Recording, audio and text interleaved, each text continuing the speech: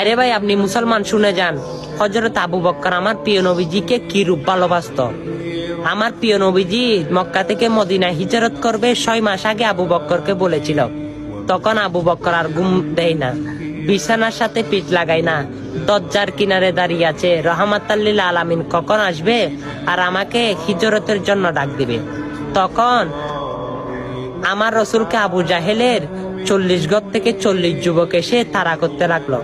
তখন হযরতে আবু বকর সিদ্দিককে ডাক দিল আমার রাসূল।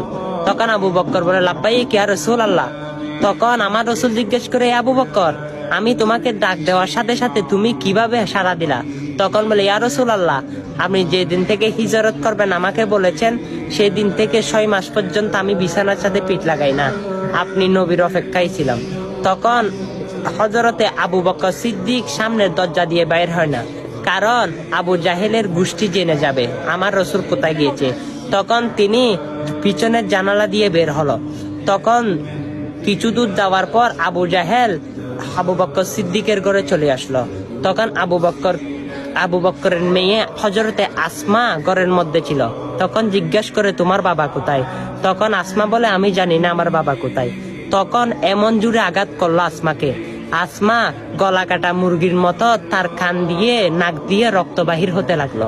তখন সে জমিনে পড়ে গেল। হযরত আবু বকর সিদ্দিককে বাবা বলে এমন ভাবে ডাক দিল। তখন আবু বকর সিদ্দিকের কানে ওই আসমার আওয়াজটা গিয়েছিল। তখন জিজ্ঞাসা করে, ইয়া রাসূলুল্লাহ, আমার কন্যা সন্তানকে আবু জাহেল অত্যাচার করতেছে, আমি কি যাব?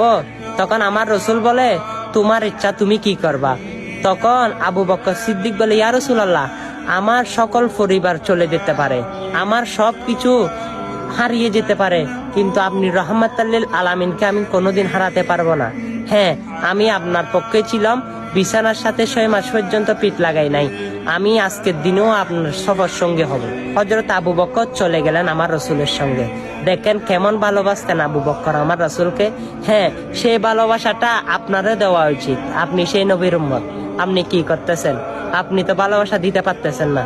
হ্যাঁ, আজকে ভিডিওটা শেয়ার করে দেন, আপনার কারণে হাজার হাজার মানুষ ইতিহাস সম্পর্কে জানতে পারবে, কিছু সওয়াবের অংশীদার হতে পারবে। আমিন।